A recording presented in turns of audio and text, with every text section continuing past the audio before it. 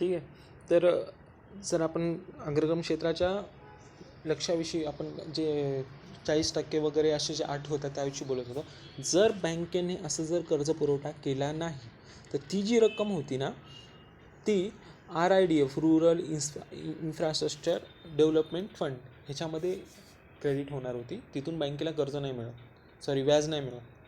बँकेला ती रक्कम नंतर भेटेल परंतु व्याज नाही मिळत. व रुरल हाऊसिंग फंड RHF शहरांसाठी नॅशनल हाऊसिंग बँक ह्यांच्याकडे ती वर्ग केली जाते. MSMEF फंड ती सिडबी मार्फत नियंत्रित केली जाते. तिथे मात्र व्याज मिळतं. मुद्रा बँक या ठिकाणी म्हणजे ती वर्ग होते, त्यामुळे बँक ती त्यांच्याकडे कर्ज पुरवठा करतेच तेवढ्या प्रमाणात, त्यात काही शंकाच नाही. ओके, आता आपण इथून समोर जाऊया. ते म्हणजे आपण आपला पुढचा मुद्दा आहे तो RRB रिजनल रुरल बँक. परत एकदा तुम्ही झूम करून घ्या आणि एकदा यावरती नाही का लगेच स्क्रीनशॉट काढून घ्या. माझ्या मोबाईलला प्रॉब्लेम येतो आहे सो म्हणून मी तो व्हिडिओ बनवत नव्हतो. ओके, तर आपण हा स्क्रीनशॉट काढून घेऊ शकता. ओके, एकदा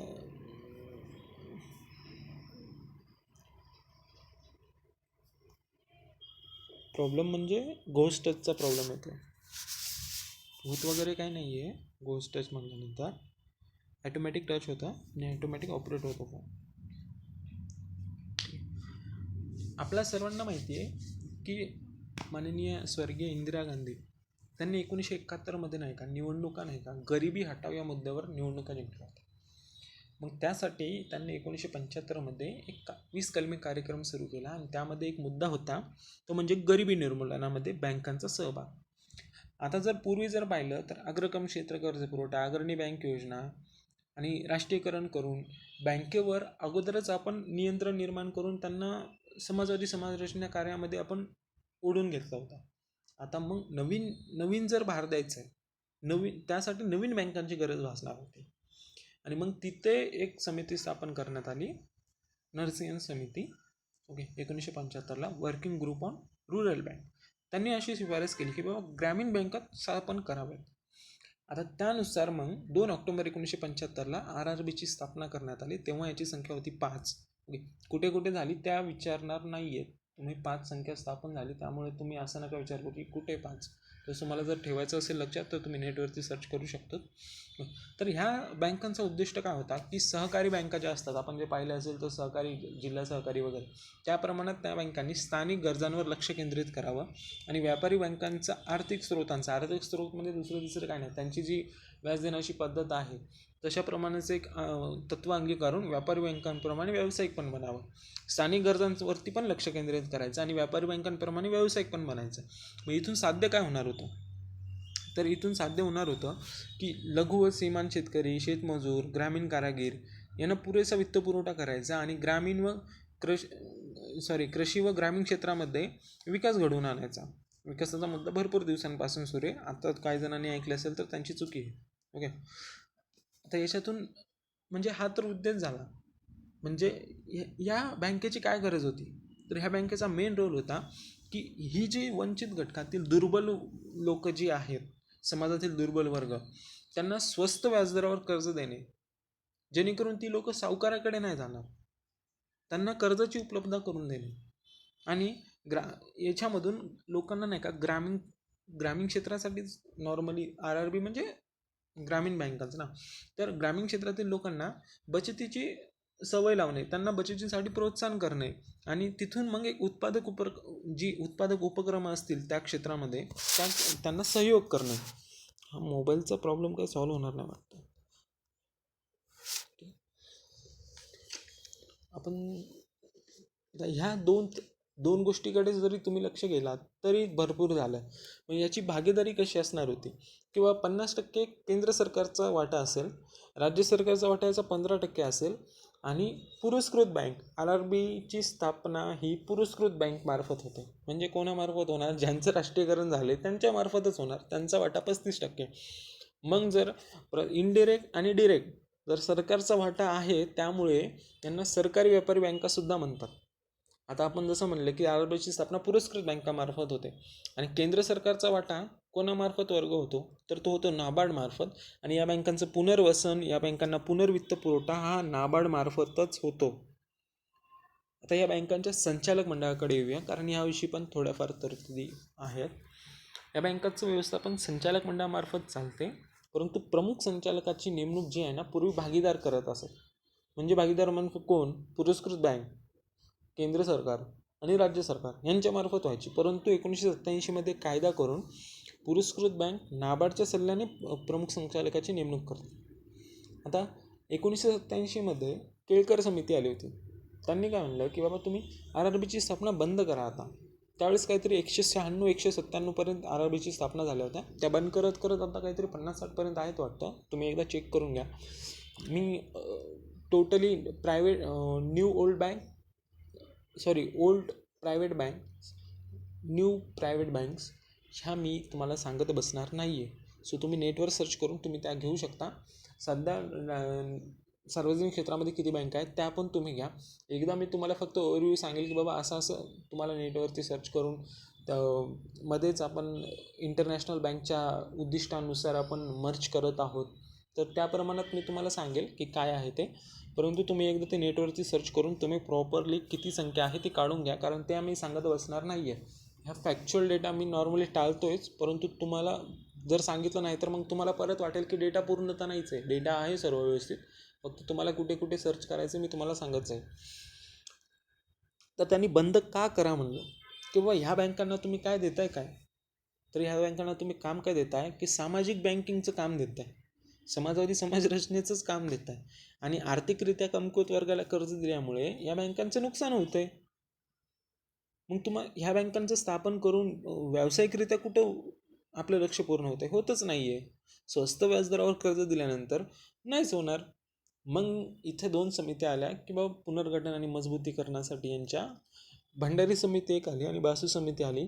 त्यानंतर 1999मध्ये 2 निर्णय घेण्यात आले की बाबा सवलती लोनची जी सक्ती होती म्हणजे स्वस्त व्याजदरावर ती रद्द करण्यात आली आणि RRBने या बँकांनी कर्जावर वाणिज्यिक म्हणजे व्यावसायिक व्याजदर आकारायला सुरुवात केली आणि एका विशिष्ट ग्राहक वर्गालाच कर्ज देण्याची सक्तीसुद्धा बंद करण्यात आली. म्हणजे आता RRBकडून कोणीही कर्ज घेऊ शकते किंवा याच वर्गाला तुम्ही कर्ज द्या असं नाही करण्यात आलं. त्यांची ती सक्ती बंद करण्यात आली. मग या 2 निर्णयानंतर या बँकांचं थोडं वित्तीय ढाचा मजबूत झाला.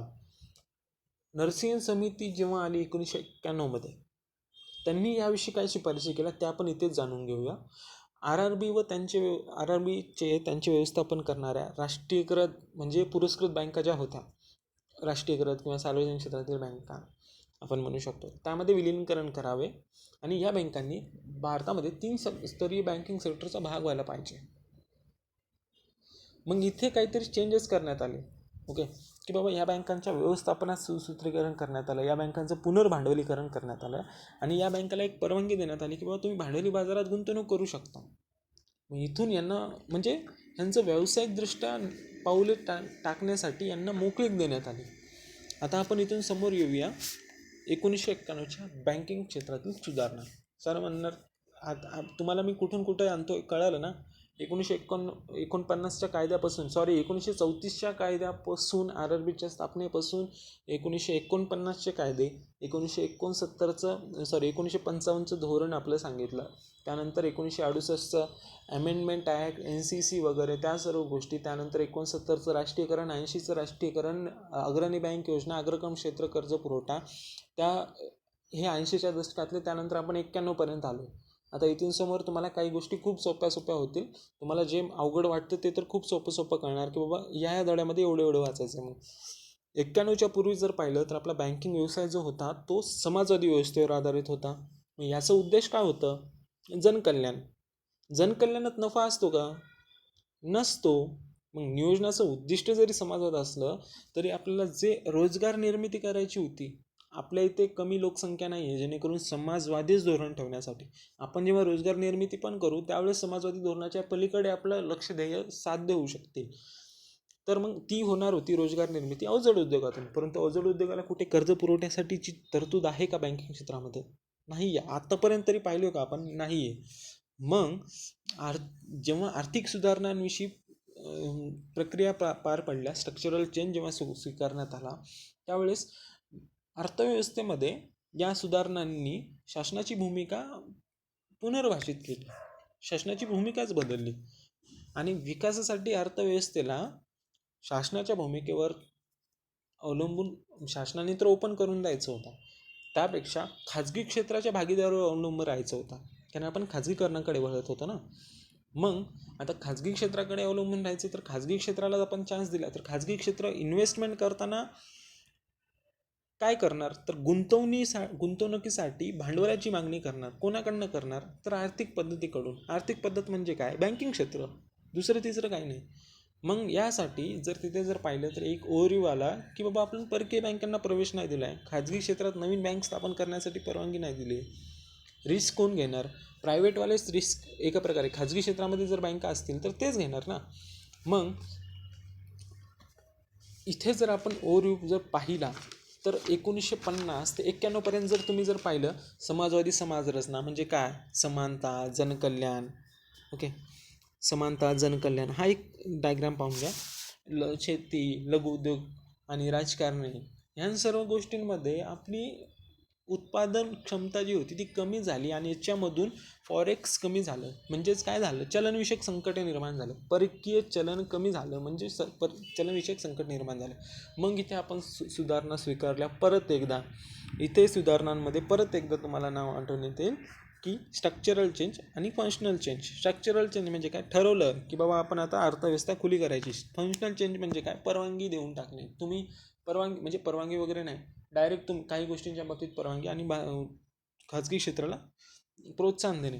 आणि हे जे चेंजेस होते ते 3 गोष्टींवर, स्ट्रक्चरल चेंज, फंक्शनल चेंज आणि वेलफेअर स्टेट. आता वेलफेअर स्टेट काय भानगडे, कल्याणकारी राज्य, तर ज्या गोष्टीचा संबंध थेट जनतेशी येतो तिथे आर्थिक सुधारणा करू नये, ते खाजगी क्षेत्राला परवानगी देऊ नये, असा हा होतो. इथे first generation economic reform, second generation economic reform का सांगितलं ते आपण आता थोड्या वेळाने कळलंच. आता जर त्यामुळेच आपलं रेल्वेमध्ये प्रायव्हेटायझेशन नव्हतं, थोडंफार असेल परंतु तेवढं नव्हतं. STमध्ये प्रायव्हेटायझेशन नव्हतं, जिथे लोकांचा हितसंबंध थेट येतो. विमानामधला थेट संबंध येतो का, विमानामध्ये आहे ना काही ठिकाणी प्रायव्हेट प्लेन्स, इकडे पण आहे परंतु थेट संबंध नाही आहे ना. ठीक आहे, आता समोर येऊया. हे स्ट्रक्चरल चेंजसाठी तुम्ही जास्त टेन्शन नका घेऊ, याच्यावरती फक्त जेवढं सांगतो तेवढं तुम्ही लक्षात ठेवलं तरी चालेल. ठीक, आता इथे जी नरसिंह समिती आली, एकदा आपण प्रॉपरली पाहून घ्या. ही नरसिंह समितीच्या या मी थोड्याशा दाखवले तुम्हाला फोटोमध्ये. नरसिंह समितीने काय म्हणलं की बँकांचं संसाधन म्हणजे काय, त्यांचा जो पैसा असतो त्याच्यामधूनच त्यांनी त्यांचे व्यवहार पार पडतात, त्यांचं इन्कम त्याच्यातूनच असतं आणि त्याच्यातूनच त्यांनी बँकेचं जर संसाधन आपण अडवून ठेवलं तर अर्थव्यवस्थेचं चक्र नाही फिरू शकणार ना. संसाधन हे सामान्य लोकांकडून येतं आणि बँकांद्वारे पण बँकवाले पण या खात्याने ठेवतात की जे ठेवीदार आहेत त्यांच्या फायद्यासाठीच ते जास्तीत जास्त फायद्यासाठी लावले जाईल. तो जो संसाधनाचा पैसा आहे, तो जो पैसा आहे ठेवीदारांना पण त्याचा फायदा व्हावा म्हणूनच ते ठेवतात. परंतु शासनाने नाही का स्वतःचं आर्थिक नियोजन, सामाजिक बँकिंग, गरिबी निर्मूलन इत्यादींसाठी बँकेच्या या संसाधनाचा वापर करून राष्ट्रीयकृत बँकांचा पतपुरवठा, आरोग्य, कार्यक्षमतांना धोक्यात आणलं. हा त्यांना अधिकारच नाही आहे. म्हणजे नरसिंह समितीने सांगितलं, मी नाही सांगत आहे, त्यांनी तसं सांगितलं, त्यांनी तशी टीका केली. आणि बँकांची रक्कम कमी व्याजदरावर घेऊन त्याचा वापर आपल्या उपभोगासाठी करणे म्हणजे हा ठेवीदारांचा विश्वासघातच आहे. मग नरसिंह समितीचा एकूण उद्देश काय होता की बाबा जे तुम्ही संचालन करता बँकांचं, त्याच्यामध्ये मर्यादेपर्यंत परिवर्तनशीलता असली पाहिजे. एका मर्यादेपर्यंत तुम्ही परिवर्तनशीलता सुनिश्चित करा. सार्वजनिक क्षेत्रातील बँकांच्या त्यांचे जे निर्णय घेण्याची प्रक्रिया आहे त्यांना अंतर्गत स्वायत्त द्या आणि बँकिंग कामांना पुष्कळ मर्यादेपर्यंत व्यावसायिक बनवा, म्हणजे जास्तीत जास्त मर्यादेपर्यंत व्यावसायिक बनवा. मग त्यांनी समोर काही शिफारसी केल्या की बाबा चलनविषयक आणि कर्ज नियंत्रणासाठी म्हणजे मुख्य साधनाच्या रूपात जे तुम्ही CRRचा वापर करता तो करू नये. CRR SLR काय आहे तो मी तुम्हाला शिकवतो, तुम्ही टेन्शन नका घेऊ. CRR म्हणजे आता फक्त एवढंच ध्यानात ठेवा, बँकेच्या एकूण भांडवलापैकी काही रक्कम तुम्हाला गव्हर्नमेंटकडे RBIमध्ये ठेवावं लागते. CRR म्हणजे, आणि SLR म्हणजे स्वतःजवळ ठेवावं लागते. याच्या जागी तुम्ही काय करा, CRRच्या जागी OMOचा जास्तीत जास्त वापर करा. OMO पण सुद्धा एक असाच भाग आहे, तो पण मी तुम्हाला प्रॉपरली सांगेल, तुम्ही त्याविषयी टेन्शन नका घेऊ. OMO, CRR ह्या ज्या गोष्टी आहेत आपण क्लिअरली डॉट टू डॉट आपण ते कंप्लीट करू एकदम सिलेबसनुसार, टेन्शन नका घेऊ. ह्या ज्या गोष्टी आहेत त्या समोर आपण जेव्हा मॉनिटरी पॉलिसी कमिटी पाहू त्याच्या अगोदर आपण कंप्लीट केलेलं खूप चांगलं राहील, कारण त्याच्यामधून तुम्हाला मी चलनवाढ वगैरे शिकवताना तुम्हाला खूप सोप्या भाषेत समजून येते. RBIच्या वेळेस तुम्हाला तेवढं त्याचा संबंध नाही येणार, आणि तेच मग मिक्स करून आल्यानंतर तुम्ही उगं SLR आणि CRR पाठ करत बसणार आणि त्याचा संबंध तिकडे चलनवाढीमध्ये समजून सांगताना अवघड जाईल. ठीक आहे. आता CRRच्या जागी OMOचा जास्तीत जास्त वापर करा. मग यासाठी तुम्ही CRR कमी करा आणि OMOला प्रोत्साहन द्या. आणि जर तुम्ही CRR घेताय तर RBIने बँकांच्या CRRवर व्याज द्यावे, आणि तो व्याजदर कसा असावा की एका वर्षाच्या किमान व्याजदरापेक्षा जास्त असावा आणि एका वर्षाच्या ठेवीच्या व्याजा एवढ्यापर्यंत असू द्यावा. आणि बँकांनी मला वाटते 2000 पासून ते 2007 काहीतरी व्याज CRRवर RBIने व्याज दिलं होतं काहीतरी. मी ते एक डेट पाहून तुम्ही पाहू शकता, तुम्हाला जर भेटत असेल तर नेटवरती सर्च करून. इयर टू इयर फक्त लक्षात असावी, तेवढं विचारणार नाही, परंतु असावी. मला तरी नाही वाटत की तेवढं डिटेलमधलं कोण विचारत असेल. ठीक आहे. मग याच्यामधून साध्य काय होणार होतं की बाबा तुम्ही मग CRR कमी केल्यानंतर बँकांजवळ पैशाची उपलब्धता वाढेल, आणि ते नुसतं पडून राहणार धन होतं ना, त्याला RBI थोडी व्याज देते CRRवर. मग तुम्ही ते पडून राहिलेलं धन वापरात येईल, आणि बँक जे कर्जावर व्याज आकारते तिथं व्याज थोडं कमी होईल, कारण त्यांच्याजवळ व्याज कर्ज देण्यासाठी पैसा उपलब्ध जास्त असेल ना. मग आता त्यांनी व्याज दरामधल्या काही शिफारसी केल्या. आपण स्टेप बाय स्टेप पाहणार आहोत सर, की बाबा व्याजदर हा बाजाराच्या शक्तीनेच ठरवायला पाहिजे. तुम्ही अगोदर व्याजदर ठरणार, बाजारामध्ये शक्ती काय आहे, बाजारामध्ये क्षमता काय, बाजारामध्ये क्षमता म्हणजे काय, आर्थिक चक्र कसं फिरते, मंदीच्या काळात कसं, तेजीच्या काळात कसं, त्या प्रमाणात तुम्ही व्याजदर असा सर्वसामान्य असला पाहिजे, सर्वसामान्याच्या शक्तीनेच ठरवला पाहिजे. ठेवी व कर्ज यांच्या व्याजदरावरील सर्व नियंत्रण समाप्त केले पाहिजेत, म्हणजे कमी केले पाहिजे, जेणेकरून बँक स्वतःच व्याजदर निर्धारित करू शकेल. आणि या व्याजदराच्या संरचनेला एकदम सोपा आणि सुटसुटीत बनण्यासाठी RBIकडे एकमेव अधिकार असावेत.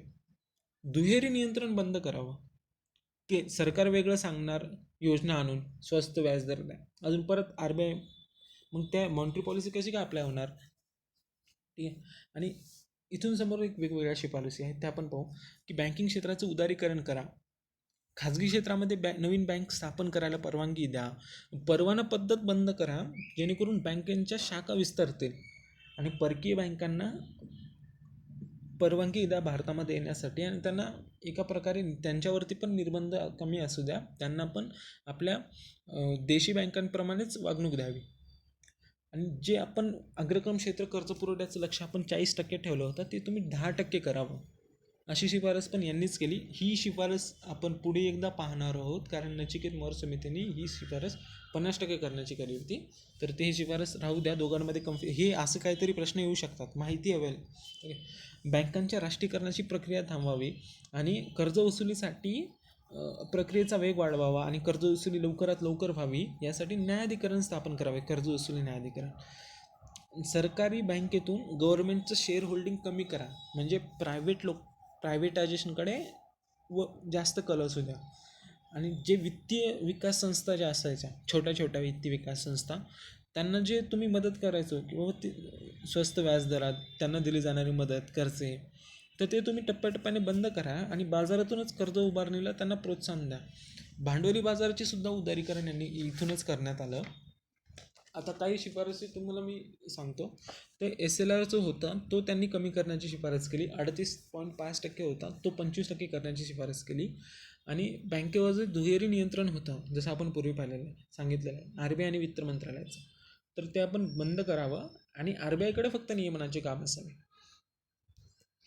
आता इथून व्याजदरासाठी जे पूर्वी RBI काय करायची, प्राईम लेंडिंग रेटने ठरवत असे व्याजदर, तर तो तुम्ही नाही का प्राईम लेंडिंग रेटने न ठरवता तो 1991 नंतर BPLR करण्यात आलं. त्याचं 2010मध्ये रूपांतर बेस रेटमध्ये झालं आणि RBIच्या मौद्रिक जे धोरण असतं त्याची प्रभावीपणे अंमलबजावणी व्हावी आणि ग्राहकांमध्ये भेद करण्यासाठी MCLR पद्धत स्वीकारण्यात आली. जर आपण कोणत्या पण बँकेमध्ये जर गेलात ना तर तिथे वरी असतं सिनियर सिटीजन, त्यांच्यासाठी वेगवेगळं, म्हणजे त्यांनी जर ठेवी वगैरे ठेवली तर मग त्यांना व्याजदर वेगळं, असं तुम्ही एक बोर्ड असतो तुम्ही पाहू शकता. SBIच्या बँकेमध्ये असतोच. आपण खेड्यातली माणसं SBIच्या बँकेमध्ये कधीतरी जातोच. स्टेट बँक ऑफ हैदराबादमध्ये मी पाहिलं होतं, आता ती SBIचाच पार्ट झाली. ओके, तर तुम्ही हे पाहू शकता. त्यावेळेस काही बँकांना new bank licence, first round of, second round of, third round of new bank licence आहे. तर हे यांना परवानगी देण्यात आली. याच्यामध्ये काहीच नाही. फर्स्ट बँकमधले फक्त 6 बँका आता सध्या सुरू आहेत. ICICI, HDFC, UTI म्हणजेच axis, IDBI, Indus, DCB. ICICI, HDFC, UTI म्हणजेच axis, IDBI, Indus, DCB. Second राऊंडमध्ये 2 बँका त्या आता पण चालू आहेत, कोटक महिंद्रा, येस बँक, आणि थर्ड राऊंडमधल्या बंधन फायनान्स आणि IDFC. आता अग्रक्रम क्षेत्राची जी पुरवठा कमी करण्याची शिफारस होती, 40% 10% करा, ती शिफारस स्वीकारली नाही. का? त्याचा संबंध थेट जनतेशी होता. कळलं का? जिथे थेट संबंधित नाही येतोय तिथे आपण सुधारणा करणार आहोत का? नाही करणार आहोत. हा स्क्रीनशॉट काढून घ्या. ठीक आहे. तर मग जर स्वीकारली असती तर काय झालं असतं, तर बँकेची कमी केल्यास बँकेची जी लिक्विडिटी असते, पैशाची उपलब्धता, ती वाढेल आणि याचा परिणाम मग बँक जास्त कर्ज देणार.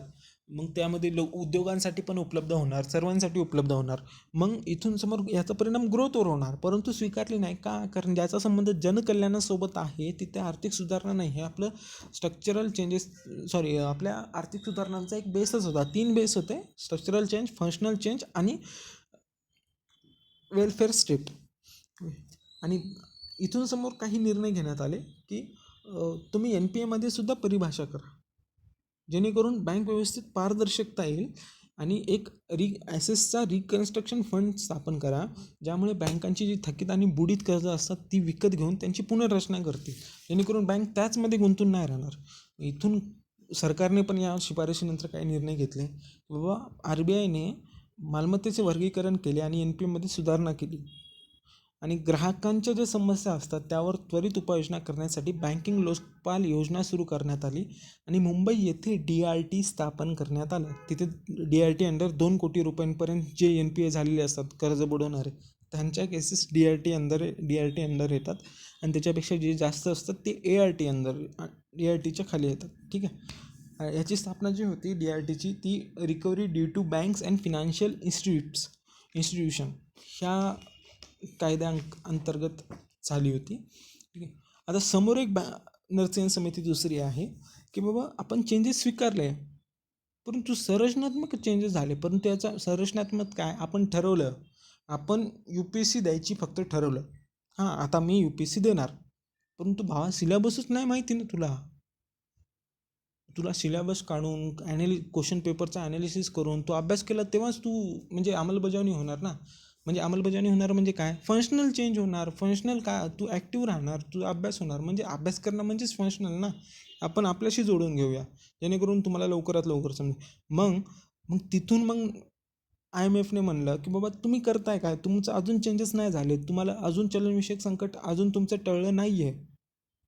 मग त्याच्यानंतर आपल्याला एक चान्स आलता सर्वात मोठा, म्हणजे एशियन, आपल्याकडे जी सर्वात मोठी इन्व्हेस्टमेंट येणारी जी देश आहेत पूर्वेकडची, त्याला आपण तिथे तिथे एक गडबड निर्माण झाली. तिथे आर्थिकरित्या क्रॅशेस निर्माण झाले, फिनान्शियल क्रॅशेस आले.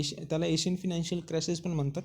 मग तिथे आपल्याला चान्स आला होता. तेव्हा जी लोकं इथं आली त्यावेळेस आपल्या इथली लोकं काय करत होती, आपल्या इथली तरुण मंडळी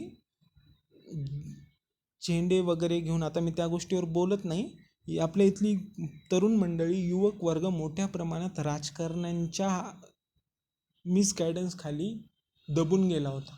त्यांना स्वतःच्या भविष्याकडे काही लक्ष द्यायचं नव्हतं. आपल्याला ऑफलाईन लेक्चरमध्ये मी त्याविषयी बोलू शकतो, कारण ह्यावरती थोडं वेगळं होऊ शकतं. ठीक आहे. इथे वेगळ्या ऑनलाईन लेक्चरमध्ये मिनिंग काढता येत नाही. ठीक आहे. तर तरुण मंडळी वेगळीकडेच लक्ष देत होती. त्यांना स्वतःच्या उदरनिर्वाहासाठी काम करण्याची इच्छा सोडून दुसऱ्या गोष्टींमध्ये जास्त रस होता. आताचेवाले पबजीवाले नाही बरं. त्यावेळेसचं राजकारण वेगळं होतं. त्यावेळेसच्या राजकारणामुळे जी सत्ता पालट झाली ती त्या मुद्द्यांवरच्या गोष्टी मी बोलतो आहे. सध्या मी त्या गोष्टी बोलत नाही. त्या गोष्टी हायलाईट करणं चुकीचं आहे, कारण त्यांचं सरकार आहे आता. ठीक आहे, समोर बोलूया. तर त्या तरुण मंडळींनी उत्पादन क्षेत्राकडे म्हणजे कामगार क्षेत्रामध्ये येण्यासाठी त्यांना कोणीही प्रोत्साहन देणारं त्यावेळेस जास्त लोक नव्हती. म्हणून मग त्या लोकांना वाटलं की इथे आपण इन्व्हेस्टमेंट करून कसं काय चालेल. म्हणून मग ते चायनाकडे गेले आणि चायनाने तिथून जे भरारी घेतली. चायना नाहीतर आज आपण चायनाच्याही सर्व देशांच्या समोर आज राहिलो असतो जर त्यावेळेसच्या युवक वर्गाला जर योग्य मार्गदर्शन भेटलं असतं तर. परंतु आता असू द्या, आपण आहोतच आता त्या मार्गावरती. ठीक आहे. तर मग या एशियन फिनान्शियल क्रायसिसच्या पार्श्वभूमीवर भारत सरकारने एक समिती स्थापन केली, SS तारापूर. ह्या समितीने काय म्हटलं की बाबा तुमचा वित्तीय ढाचाच मजबूत नाही आहे अजून, तुम्ही तोपर्यंत कॅपिटल अकाउंटमध्ये फुल ओपन करू नये. मी फुल कन्व्हर्टिबिलिटी हा शब्द वापरत नाही आहे, कारण कॅपिटल अकाउंट वगैरे तुम्हाला मी समोर घेणारच आहे. समोरचे धडे चलन आणि चलनविषयक परकीय चलनाविषयी जे धडे आहेत खूप इंटरेस्टेड आहेत. फक्त अशा डायग्रामवरती आपल्याला शिकवण्यात येतील ते. ओके. फक्त एवढंच लक्षात ठेवा की जोपर्यंत तुमचा वित्तीय ढाचा म्हणजे काय बँकिंग सेक्टर मजबूत होत नाही तोपर्यंत तुम्ही कॅपिटल अकाउंट उपलब्ध करू नका. फुल कॅपिटल अकाउंटमध्ये फुल कन्व्हर्टिबिलिटी करू नका. का? त्यांना परवानगी देणार, परंतु तुमच्या जो इन्व्हेस्टमेंटच नसेल ना, बँकिंग क्षेत्रच पक्क मजबूत नसेल ना, मग त्यासाठी नरसिंह समिती 2ची स्थापना करण्यात आली. मग ह्या भावांनी काय म्हणे किंवा तुम्ही मला पण मी अगोदर पण सांगितलं वित्तीय ढाचा मजबूतच पाहिजे. तर त्यासाठी काय काय करावं लागणार? आंतरराष्ट्रीय बँक स्थापन करा, नॅरो बँक स्थापन करा, युनिव्हर्सल बँक स्थापन करा, CAR 8% 10% करा, जेणेकरून बँक वाढवले असता की बाबा हे जर वाढवलं तर काय होतं तर बँकांची जोखीम कमी होते. आणि बेसल मानक जे असतात ती वेळोवेळी स्वीकारा. आता बेसल मानक, आंतरराष्ट्रीय bank, narrow bank, universal bank, CAR ह्या सर्व गोष्टी आपण फक्त समोर पाहणार आहोत. फक्त आता ज्या गोष्टी नाही माहिती आहेत त्या जशाच्या तशा राहू द्या, समोर मी क्लिअर करेल. जर आता सांगत बसलो तर मिसअंडरस्टँड होईल आणि मध्येच तुम्हाला नाही समजणार. बँकांनी भांडवल पर्याप्तता प्राप्तीवर भर द्यावा आणि पुढील 3 वर्षात शासनाच्या संपूर्ण प्रतिभूती म्हणजे शेअर्स बाजारात व्यवहारासाठी उपलब्ध करावेत. NPAचे वर्गीकरण करावे आणि 18 महिन्यापेक्षा जास्त कालावधीच्या थकीत कर्जाचे हप्ते जे असतात, 18 महिने होऊन गेलेत त्याच्यापेक्षा जास्त झाले की डाऊटफुल ॲसेट करावा. आता सध्या 3 महिने 90 दिवस ते 12 महिने आहे, तेव्हा 18 महिन्यापेक्षा जास्त अशी शिफारस केली.